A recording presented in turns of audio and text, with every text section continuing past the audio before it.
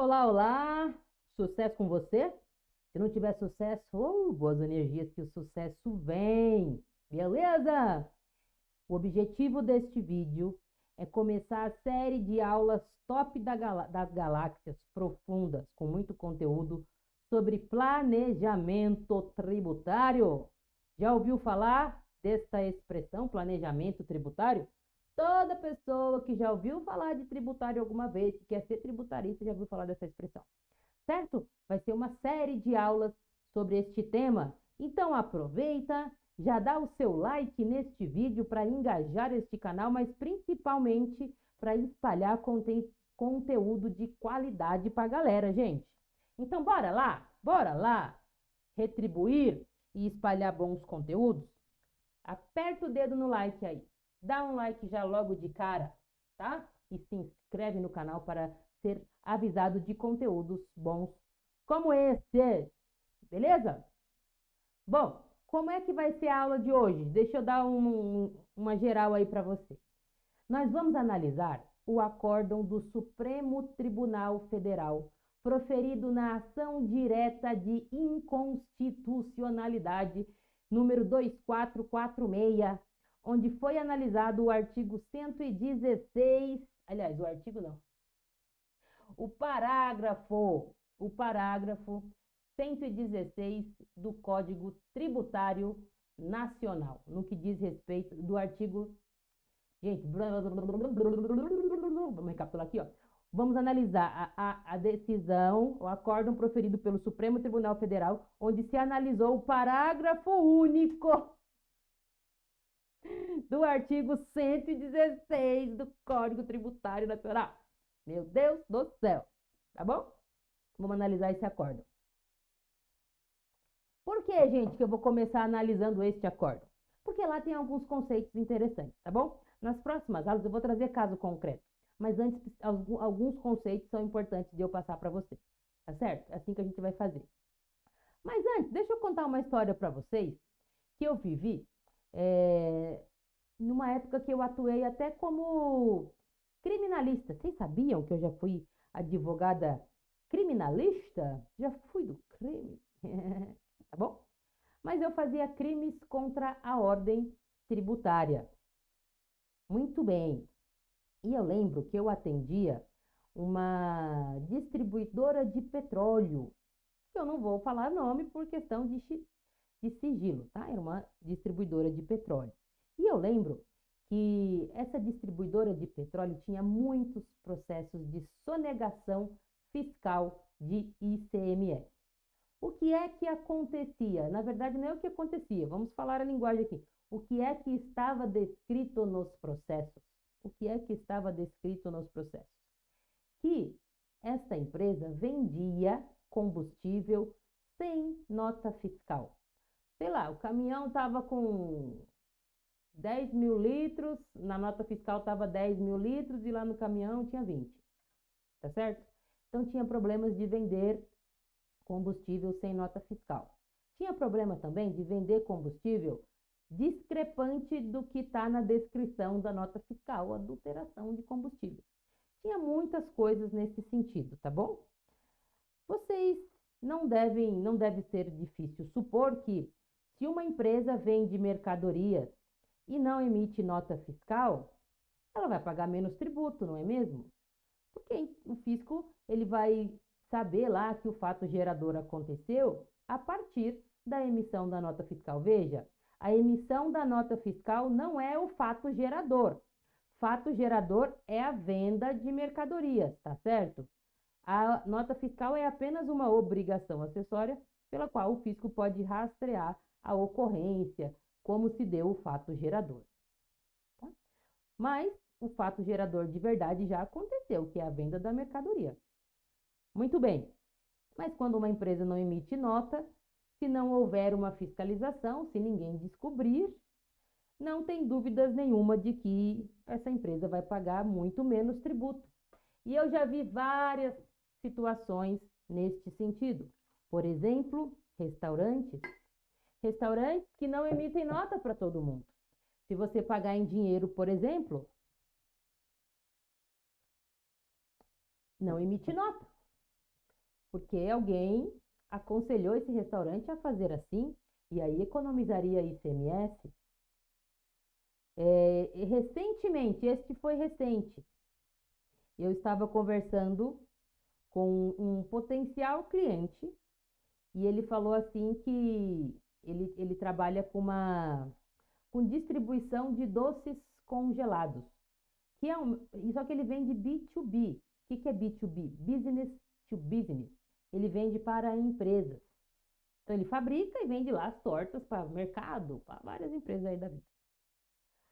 E é um mercado extremamente competitivo, extremamente. Ele é apertado no preço ali, ó, na vírgula.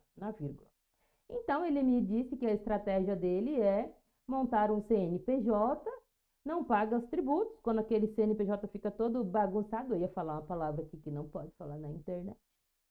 Quando esse CNPJ fica todo bagunçado, ele vai lá e cria outro CNPJ, tá certo? Ele também paga menos tributo por causa disso. Vários exemplos aqui que eu dei. Nenhuma dessas pessoas, esse cara nem virou meu cliente, tá, gente? Porque eu tenho, assim, cada cliente tem a pessoa tributarista que merece. Não adianta, se você estiver com um cliente com esta mentalidade, e se você não jogar este jogo, a relação nunca vai dar certo. Eu escutei essa frase num congresso que eu participei uma vez, que cada cliente tem a pessoa tributarista que merece. E eu concordo plenamente. Não é todo tipo de cliente que vai dar certo comigo, porque eu não compactuo com esse tipo de comportamento. Por que não? Porque todos esses exemplos que eu dei para vocês, eles não são planejamento tributário. Eles são sonegação fiscal. Eles são descumprimento da lei. São crimes. Tá bom? Porque o fato gerador já aconteceu e você mexeu os pauzinhos ali para esconder o fato gerador do fisco. Beleza, gente? Então, para deixar claro, já dei aqui um conceito top para vocês do que não é planejamento tributário. Conceito do que não é planejamento tributário. Deixar de emitir nota não é planejamento tributário. Criar um CNPJ, deixar ele ficar todo zoado e abrir um outro, não é planejamento tributário. Certo, gente? Olha só, já começamos com conceitos do que não é planejamento tributário. Então, o que é planejamento tributário? Eu vejo gente interpretando esta expressão de uma forma muito complexa, como se planejamento tributário fossem aquelas grandes operações, onde você vende uma empresa, compra uma empresa, não sei o quê, e troca ativo e vende ativo. Gente, é muito simples. Planejamento tributário é qualquer ação ou até omissão que você faça dentro da lei, que economize tributo. Pode ser uma coisa simples. Não precisa ser nada complexo. Isso é planejamento tributário. Na minha cabeça, até quando você orienta o seu cliente a como pagar e como evitar risco, isso é planejamento tributário também, evitar risco, mesmo que não tenha ali uma redução de carga tributária efetiva. Tá certo, gente? Então é isso. Planejamento pode ser coisas simples. Tem alguns autores que acham que quando você está só obedecendo uma opção legal, eu estou escolhendo entre simples, lucro presumido e lucro real, que isso não seria planejamento tributário. Isso seria apenas opção legal. Mas pensa comigo, para você ajudar o seu cliente a escolher qual o melhor regime, você tem que entender se ele cumpre todos os requisitos desse regime. Você tem que entender o negócio dessa pessoa. Porque tem um monte de empresa que está no simples e talvez se tivesse no lucro real, tivesse melhor, pagando menos tributo. Tem empresa que está no presumido e se tivesse no lucro real, estaria melhor. Tem empresa que está no lucro real anual e se estivesse no lucro real trimestral, seria melhor, porque ela é uma empresa sazonal. Enfim, gente, na minha cabeça, até mesmo você ajudar o seu cliente a escolher a melhor opção de regime tributário, na minha cabeça é planejamento tributário, sim, também. Porque você não está ajudando ele a pagar menos tributo, a ser mais eficiente? Pô, que se está cumprindo a opção legal lá é planejamento tributário, beleza, gente? Então, é isso, tá? Planejamento tributário é qualquer coisa que você faça que ajude o seu cliente a pagar menos tributo. Simples assim. Qualquer coisa que você faça que ajude o seu cliente a pagar menos tributo. Dentro da lei. Se você falar, ai, vou te dar um planejamento top aqui, não emite nota quando você vender em dinheiro, porque aí não tem como te rastrear. Véi, isso não é planejamento tributário, tá bom? Então já dei aqui 2 conceitos. Já dá um like aí, antes de eu resumir esses conceitos. O que não é planejamento tributário e o que é planejamento tributário. O que não é? O que não é planejamento tributário é você esconder o fato gerador que já aconteceu do fisco. O fato gerador não é emissão de nota.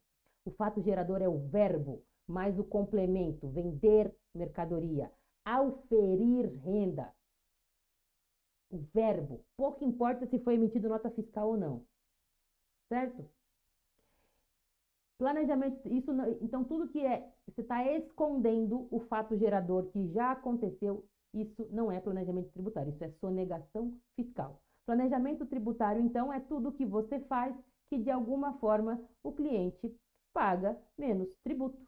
Quer ver um exemplo do dia a dia? Uma oficina mecânica. Uma oficina mecânica, eu não sei dirigir, gente, vou falar. Mas eu tinha um casinho, 2011, que eu vendi. Agora nem casinho eu tenho. Eu não tenho carro mais, porque eu moro muito perto do metrô. Eu moro em São Paulo, num bairro, na Chácara Santo Antônio, aqui, que é um bairro muito fácil de você se locomover. E meu marido, digníssimo, vou falar aqui para você. Ele tem muitas qualidades. Muitas. Vocês não têm noção. Mas dirigir não é a melhor. Tanto que aquele homem batia com esse casinho, mas que nervoso que me dava. Eu sei que uma das vezes que nós fomos na oficina, arrumar o casinho. Beleza. A oficina cobra os serviços e as peças, tá certo?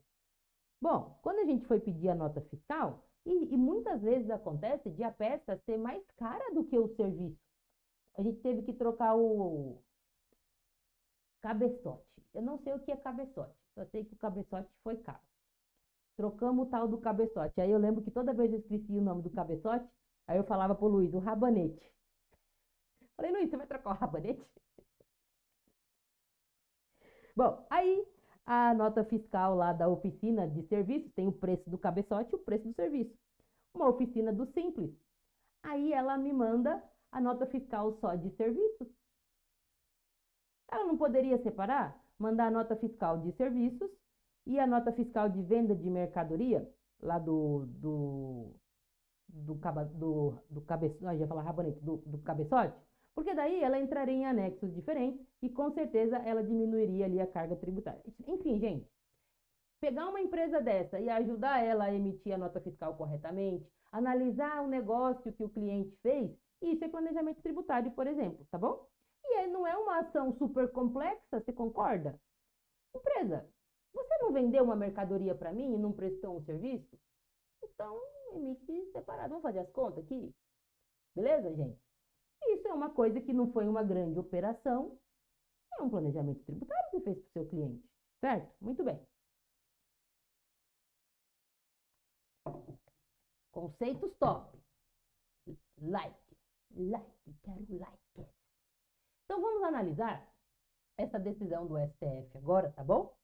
Para que vocês tenham um embasamento para nas próximas aulas a gente partir para casos concretos. E vai fazer sentido, porque vocês vão ver que este acórdão, ele é favorável aos contribuintes. Vocês acreditam que tem um acórdão favorável aos contribuintes do STF? Coisa rara ultimamente. Raríssima.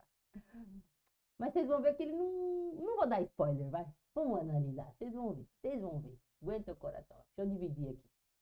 Como é que eu vou analisar, então? Eu vou abrir o acórdão e vou analisar junto com vocês, tá? Deixei aqui em amarelinho, bonitinho. Cadê? Cadê? Cadê? Ah, aqui, apareceu. Tá bom. Aqui, o acórdão, ele é de 2022. Cadê? Aqui, ó. 11 de abril de 2022. Não fez nem 2 anos, recente, tá bom? A relatora é a ministra Carmen Lúcia, o voto dela foi o voto que prevaleceu. Foi uma ação direta de inconstitucionalidade, ou seja, alguém queria que a norma fosse declarada inconstitucional. Quem é este alguém? Ó, Confederação Nacional do Comércio, ou seja, por parte dos contribuintes. E qual norma que se pretendia dizer inconstitucional? É o parágrafo único do artigo 116 do Código Tributário Nacional. Vamos ler? Aqui, ó. A autoridade administrativa poderá desconsiderar atos ou negócios jurídicos praticados com a finalidade de dissimular a ocorrência do fato gerador do tributo ou a natureza dos elementos constitutivos da obrigação tributária, observados os procedimentos a serem estabelecidos em lei ordinária.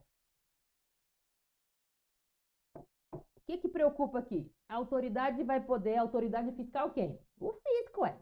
Se for um tributo estadual, o fisco estadual. Se for um tributo municipal, o fisco municipal. Se for um tributo nacional, federal, o fisco federal, tá? Agora, depois da reforma que a gente vai ter a CBS e o IBS, que tem competência compartilhada, uma coisa nova, aí seria esses dois aí, não é mesmo? Tá bom? Então, essa galera, né, o fisco poderia desconsiderar os negócios jurídicos lá dos contribuintes. Rapaz, deixa eu aumentar aqui minha carinha para ficar mais bonitinho. Mel, eu tô gravando, para de latir. Bom, então tá aqui, né? O fisco vai poder desconsiderar os atos, os negócios jurídicos da galera. Desde que esses atos tenham sido, esses negócios jurídicos, né? Tenham tido como finalidade dissimular o fato gerador. E aqui no final fala que tem que ser, as regrinhas dessa parada tem que ser lei ordinária, tá bom? Porque o CTN é considerado uma lei complementar. Aí, gente, uma coisa legal aqui, ó, eu quero achar, aqui, ó, eu quero achar, achei, no voto, a exposição de motivos do parágrafo único do artigo 116. Ó, aqui, ó, exposição de motivos. Toda lei, se você pegar o projeto de lei, tem lá um texto que às vezes é pequeno, às vezes é grande, explicando por que essa lei foi criada. Qual que é o objetivo ali, tá bom? E aí, na exposição de motivos, está escrito assim, a inclusão do parágrafo único do artigo 116 é necessária para estabelecer o quê? Norma que permita a concrase, que permita à autoridade tributária desconsiderar atos ou negócios jurídicos praticados com a finalidade de elisão. Elisão.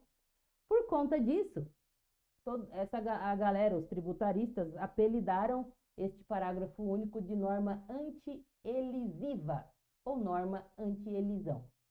Verônica, o que é elisão? Lembra as historinhas que eu contei no começo? A primeira história era evasão fiscal e a segunda, elisão. O que é evasão fiscal em primeiro lugar?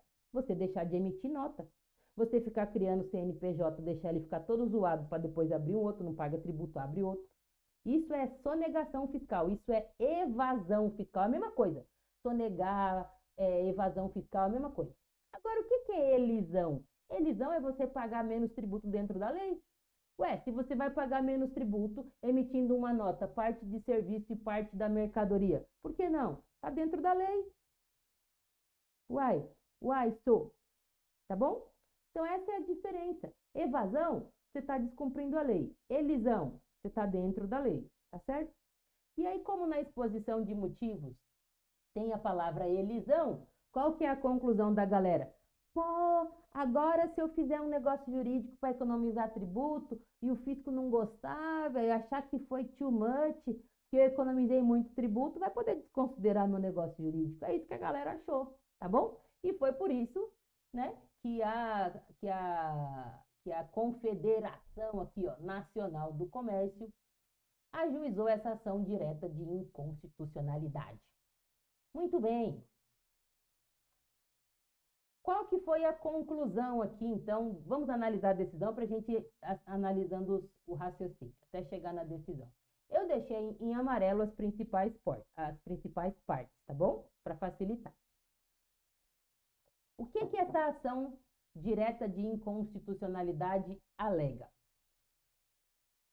Eita, peraí.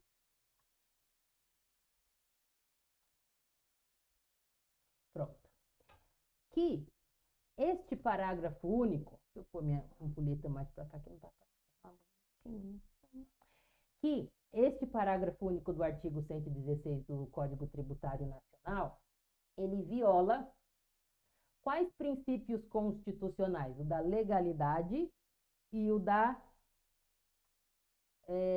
legalidade tributária, tá certo? Legalidade estrita.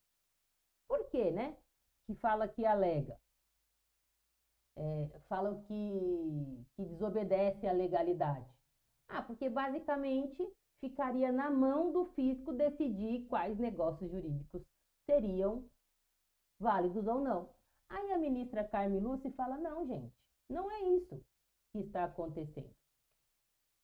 Ó, o que está acontecendo é o seguinte, o que a norma prevê, né, o parágrafo único prevê, ó, a desconsideração autorizada pelo dispositivo, ou seja, pelo parágrafo único do artigo 116, está limitada aos atos ou negócios jurídicos praticados com a intenção de dissimular ou ocultar o fato gerador. O que é ocultar o fato gerador? Você não emite nota. Você faz uma venda, mas aí você finge que aliás, você faz uma doação, mas aí você finge que é uma venda por um precinho baixinho lá. Tá bom? Isso seria dissimulação, intenção de ocultar. Aí, ó, a Carmen Lúcia falando, o fisco só está autorizado a aplicar,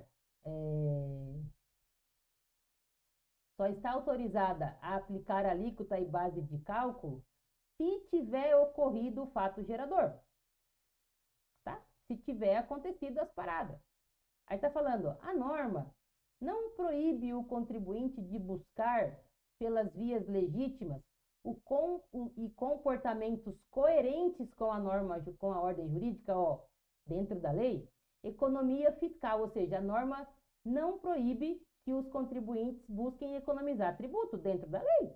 Eu vou organizar a minha atividade empresarial ou pessoal de tal forma que eu pague o menos tributo possível dentro da lei ali. Isso não é proibido, gente. Aqui está falando aqui no voto, ó. Realizando suas atividades de forma menos onerosa e assim deixando de pagar tributos quando não configurado o fato gerador. Beleza?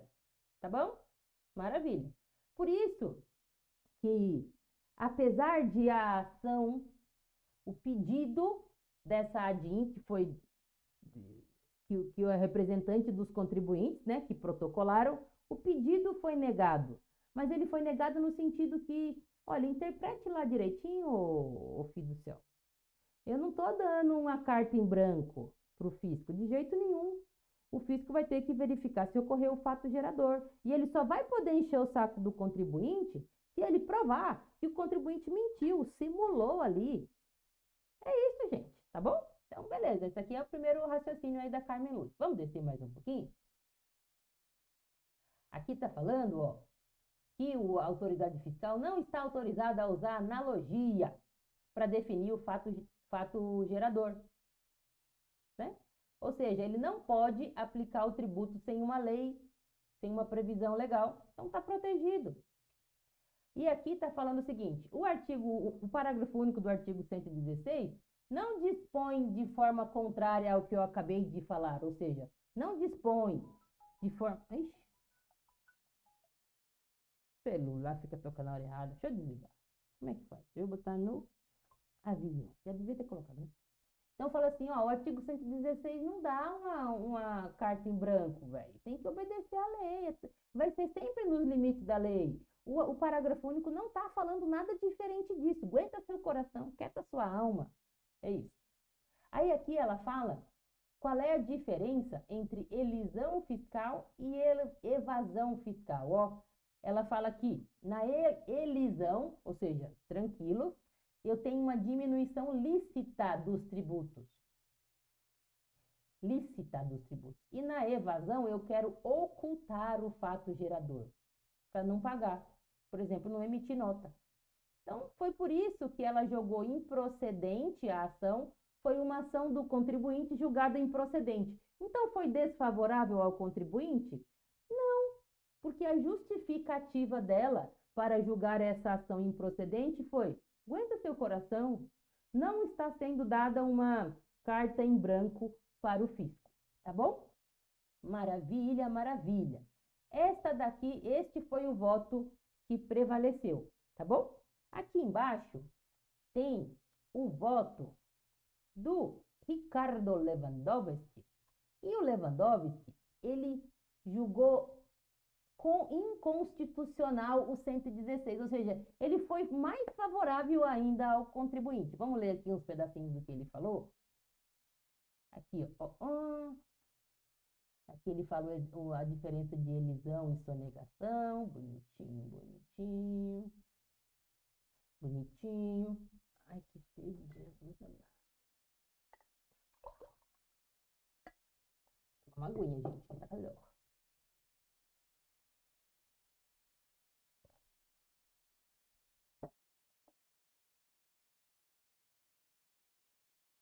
Cadê? Peraí, ó. É que aqui ele é só o relatório, ele tá citando, tá bom? Aqui, ó, ele dá o conceito, eu achei legal porque ele trouxe exemplos. Vamos ler aqui? Ele fala que simular, ele traz o conceito de simular, ó, é a divergência entre a vontade e a declaração. Aí ele dá aqui exemplos, ó. Qual que é um exemplo entre o que acontece e a sua vontade? São coisas diferentes, você simula, você simula. Ó, quando você, por algum ato, aparenta conferir ou transmitir direitos a pessoas diferentes daquelas às quais realmente se conferem ou transmitem. Por exemplo, você quer fazer uma doação para um filho seu de algum bem, mas aí você não quer pagar a ITCMD, daí você fala que foi uma compra e venda e coloca um preço lá bem baratinho. Tá bom? Outro exemplo que o Ricardo Lewandowski dá. Quando tiver declaração, confissão, condição ou cláusula que é mentira, não é verdade aquilo. Acho que esse exemplo que eu falei anterior para vocês cai melhor aqui. Ou quando os instrumentos forem antedatados ou pós-datados. Eu faço a venda hoje, 12 de fevereiro, mas sei lá, coloco que a venda aconteceu dia 14 de maio. Não sei, eu troco a data lá, do dia que de fato aconteceu o negócio jurídico, tá? Então aqui ele está trazendo exemplos do que é simulação. Aí aqui ele está falando que concorda, não teria nada a reparar no voto da ministra relatora, que é a ministra Carmen Lúcia. Aí, aqui embaixo, o que ele fala que é o seguinte, ó. Só que, apesar de... Vamos ler aqui, ó. Não teria qualquer reparo a fazer a respeito do voto da ministra relatora, haja vista que, de fato, a lei complementar, na parte que acrescenta o parágrafo único do artigo 116, não cria para o agente fiscal poder de tributar fato gerador inexistente, mas tão somente possibilita constituir obrigação tributária nos casos de dissimulação acobertada por ato de negócio jurídico. Beleza, até aqui estamos na mesma página. Não está sendo dada uma carta em branco para o fisco. Não é isso. Aguenta seu coração. O fisco vai ter que analisar a lei, vai ter que ver se teve o fato gerador sim ou não, tudo bonitinho. Só que ele fala aqui assim, ó. Só que quem tem que declarar nulidade ou não de um ato jurídico, de um negócio, é o judiciário, não é o fisco. É isso que ele está querendo dizer. Ó, vamos descer aqui, ó. Ele fala aqui, ó, o fisco, ele não pode se adiantar e falar que teve simulação. Quem tem que fazer isso é o judiciário. Não pode, ele cita aqui o Carrasa, ó, nesse sentido. Certo? O fisco não pode conhecer diretamente da simulação, declarando de ofício o defeito do ato jurídico e tributando pelo lançamento ou pelo auto de infração. Precisa, para tanto, valer-se do poder judiciário, aguardando o trânsito em julgado da decisão. Logo, a nulidade dos atos simulados não pode ser declarada pelo próprio lançamento. Ou seja, o fisco não poderia nunca dizer que um ato jurídico é nulo. Ele não tem esse poder. Quem tem esse poder é o poder judiciário. Por isso, por conta deste raciocínio, que o ministro Lewandowski votou pela procedência da ação. Ele falou assim, realmente o artigo 1º, o parágrafo único lá do artigo 116 do CTN, que foi inserido pelo artigo 1º da Lei Complementar 104 de 2001, é inconstitucional, porque apesar de não estar sendo dada uma carta em branco para o fisco, somente o Poder Judiciário teria poder para declarar nulo um negócio jurídico. Esse foi o raciocínio dele, tá bom? Foi por isso que ele declarou inconstitucional. Ou seja, os dois votos são favoráveis ao contribuinte, mas o do Lewandowski é mais amplo, porque na cabeça dele, no entendimento dele, este parágrafo único tem que ser retirado do ordenamento jurídico. Não pode estar lá. Já a Carmen Lúcia disse, pode estar lá, mas o fisco não tem uma carta em branco. Ele vai ter que ver o que está na lei, vai ter que ver se aconteceu o fato gerador, tudo bonitinho, beleza? Então, esses aqui são os votos. Mas o que prevaleceu foi o da Carmen Lúcia. Logo embaixo, tem um esclarecimento aqui do voto do Dias Toffoli, que eu não vou ler, mas eu vou resumir. Basicamente, ele fala assim, gente, espera lá, não é que mesmo se o fisco, ele puder declarar nulo um negócio jurídico, isso não tem problema nenhum. Por quê? Porque o contribuinte sempre pode procurar o Poder Judiciário.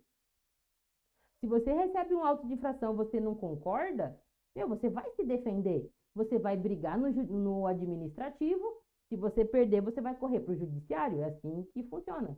Então, nunca vou estar tolhindo um direito do contribuinte. Daí o Dias Toffoli acompanhou a Carmen Lúcia nesse sentido. Tá bom, gente? Este daqui foi o voto, a análise do voto. E foi até favorável para os contribuintes, sabe?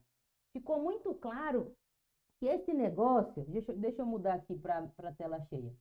Ficou muito claro que esse negócio do fisco ficar procurando propósito negocial, a gente vai ver. Que é? Vamos já dar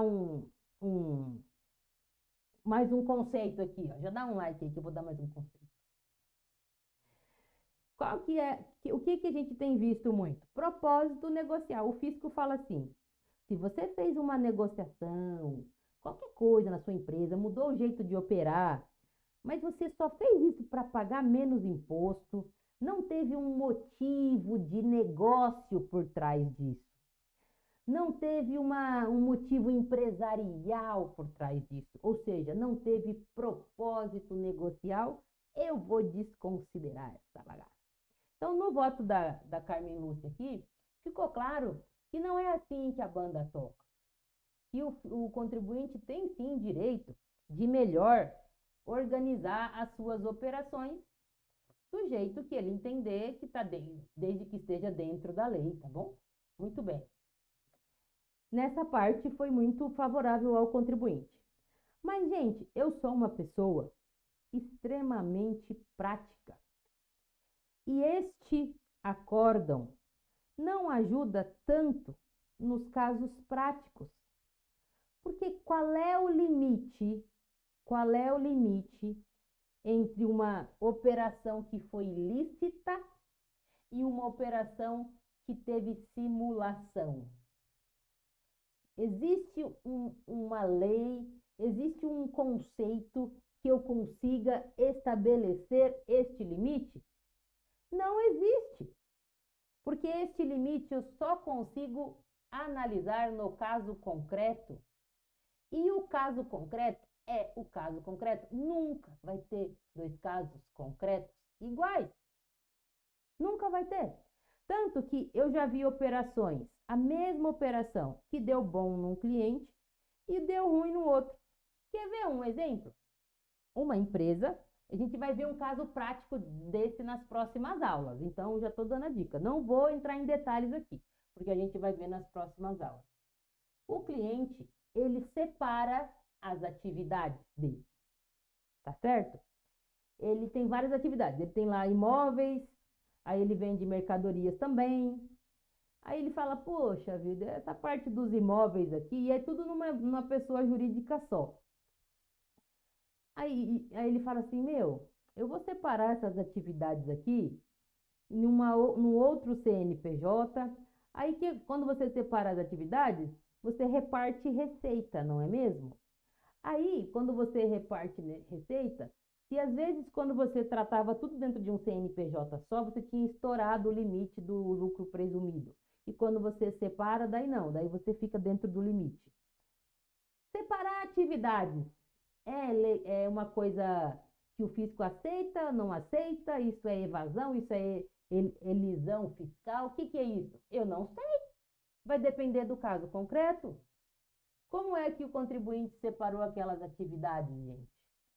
Qual foi... é uma separação de verdade ou continua tudo ali dentro do mesmo lugar? Eu já tive um exemplo de uma empresa que ela vendia bolos, uma confeitaria. E aí ela queria separar as atividades para não estourar o limite do simples. Mas aí, criar outro CNPJ, beleza. Aí os dois CNPJs iam ficar no mesmo local, iam ter os mesmos funcionários, ia ter os mesmos sócios, ia vender praticamente a mesma coisa. Qual é a chance de isso dar certo? Pode até dar por um tempo, até o fisco pegar. Concorda? Porque não é real a separação. E eu não estou falando aqui de propósito negocial, eu estou falando, a sua operação é real? Ela é real? O propósito negocial ajuda para você responder essa pergunta, é real ou é fake? Certo, gente? Então, eu nunca vou ter um conceito, é o caso concreto. Por isso que eu digo que, tudo bem, esse acórdão do STF foi top, favorável aos contribuintes, mas no caso concreto ele não ajuda tanto assim, porque você continua tendo que analisar as nuances, as especificidades deste caso concreto. Tá certo, gente? Beleza? Bom, vamos recapitular aqui? Já dá um like. Nós vimos o conceito do que é planejamento tributário e do que não é.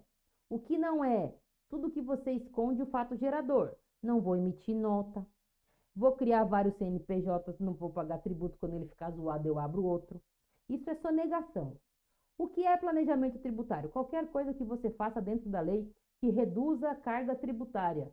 Ou também, eu entendo que até se você ensinar o contribuinte, orientar o contribuinte a pagar corretamente e evitar risco, isso também para mim é planejamento tributário. Você evitou risco, planejamento tributário, tá certo? Então é um negócio amplo. Você não precisa pensar em fazer planejamento tributário super complexos com operações. Não, começa do básico, gente, tá certo? Beleza? A gente analisou o acórdão da ação direta de inconstitucionalidade 2446. Vimos que beleza, foi favorável para o contribuinte. Que legal, que top das galáxias. Mas no caso concreto, você continua tendo que analisar o caso concreto, as especificidades. Este acórdão não ajuda neste ponto. Este acórdão não ajuda neste ponto. Que coisa, não? Barbaridade. Certo, gente? Já dá um like aqui. Já estou preparando as próximas aulas que vão ter vários casos concretos para vocês aterrissarem aí no que é esse tal do planejamento tributário. Beijo no coração de vocês. Quem não deu like já dá.